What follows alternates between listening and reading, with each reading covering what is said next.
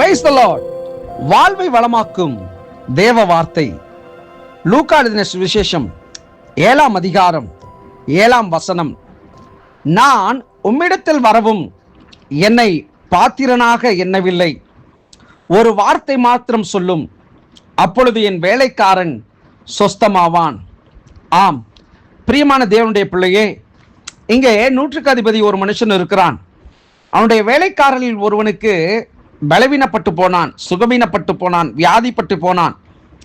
அவனை அவரிடத்தில் கொண்டு வருகிறதற்கு அல்லது அவரால் சுகம் பெறுகிறதற்கு அநேக சூழல்கள் காணப்பட்டாலும் அந்த 100க்கு அதிபதி அங்கே அவன் சொல்லுகிறான், ஆண்டவரே, நீர் வருத்தப்பட வேண்டாம். 6ஆம் வசனத்தில் இப்படியாய் சொல்லப்பட்டிருக்கிறது, நீர் என் வீட்டு வாசலுக்குள் பிரவேசிக்க நான் பாத்திரன் அல்ல.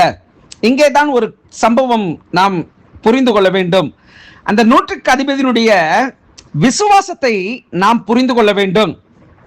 நம்முடைய வாழ்க்கையிலும் அநேக நேரங்களிலே விசுவாசம் இல்லாமல் ஒரு ஊழியரிடத்திலோ அல்லது ஒரு ஜெபங்களை நாம் ஏறெடுக்கிற பொழுதோ அநேக நேரங்களிலே நாம் செபிக்கிறதான ஜெபத்திற்கு பதில் உண்டு என்பதை அநேகர் மறந்து போய் விடுகிறோம்.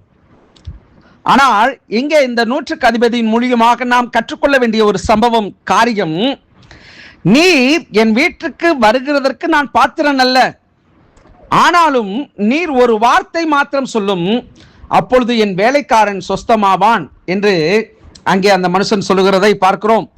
இதை கேட்கிற தேவ பிள்ளையே, தேவன் எவர்களுடைய கூப்பிடுதலையும் அவர் கேட்கிறவராய் இருக்கிறார். விசுவாசிகளுடைய ஜெபத்தை மாத்திரம் அவர் கேட்கிறவர் அல்ல. அவிசுவாசிகளாய் இருக்கிற ஒரு மனுஷர்கள் கூட விசுவாசிக்கிற பொழுது தேவன் அவர்களுக்கு அப்படிப்பட்ட ஒரு நன்மைகளை செய்கிறதற்கு அவர் மிகுந்த இரக்கமுள்ள தெய்வமாய் இருக்கிறார். சங்கீதம் 107:20 அவர் தமது வசனத்தை அனுப்பி அவர்களை குணமாக்கி அவர்களை அழிவுக்கு தப்புவிக்கிறார் என்று எழுதப்பட்டிருக்கிறது. பிரியமான தேவனுடைய பிள்ளையே, இந்த நாளிலே இங்கே 2 சம்பவங்கள் இருக்கின்றது. அவர் அருகில் இருந்தால் மாத்திரம் சுகம், அவரிடத்தில் கேட்டால் மாத்திரம் சுகம் என்று எண்ணுகிறவர்கள் இப்பொழுது இந்த நிலையை மாற்றிக்கொள்ள வேண்டும் என்று நான் உங்களுக்கு சொல்லுகிறேன். அவரை நோக்கி கூப்பிடுகிற பொழுதே, நீங்கள் சமீபமாய் இருந்தாலும் தூரமாய் இருந்தாலும் எவ்விடத்தில் நீங்கள் இருந்தாலும் அவரை நோக்கி நீங்கள் கூப்பிடுகிற பொழுதே உங்கள் ஜெபத்திற்கு, உங்கள் வியாதிகளிலிருந்து விடுதலை தருகிறதற்கு அவரால் கூடும்.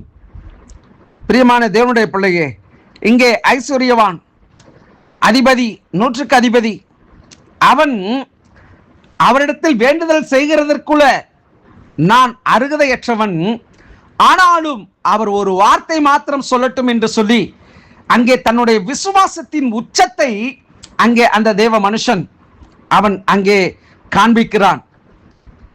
அப்பொழுது அவனுடைய விசுவாசம், அவனுடைய வார்த்தை நிச்சயமாக கிறிஸ்து இயேசுவுக்கு ஒரு பெரிய ஒரு ஆச்சரியமாக இருந்தது.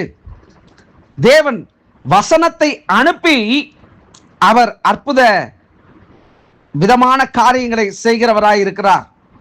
இப்பொழுதும் இதை கேட்கிற தேவ பிள்ளையே, உன் வாழ்க்கையில் ஒரு அற்புதம் காண வேண்டும் என்று சொல்லி நீ வேண்டிக் கொண்டிருக்கிறாய் அல்லவா? நிச்சயமாக உன் வேண்டுதலுக்கு, உன் விசுவாசத்தின் பொருட்டு அவருடைய சமூகத்திலிருந்து வல்லமை கடந்து வருகிறது. அந்த வேலைக்காரன் எப்படி சுகமானானோ, இப்பொழுதும் தேவ பிள்ளையே, உனக்குள் தெய்வீக சுகத்தை கிறிஸ்து இயேசுவின் நாமத்தினாலே நான் கட்டளையிடுகிறேன்.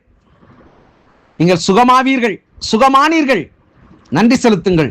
பரிசுத்தமுள்ள நல்ல தகப்பனே, ஆசீர்வாதமான இந்த நாளிலும் இந்த வார்த்தையை கேட்கிற தேவ பிள்ளைகள் ஒவ்வொருவரையும், ஆண்டவரே, இந்த வார்த்தை கேட்டுக்கொண்டிருக்கிற ஒவ்வொருவரையும் நீர் ஆண்டவரே உம்முடைய வார்த்தையை அனுப்பி அவருடைய விசுவாசத்தின் அளவிலே அவர்கள் நிலைத்திருக்கிறபடினாலே அற்புதங்களையும் அடையாளங்களையும் அவருடைய வாழ்விலே செய்தருள்வீராக.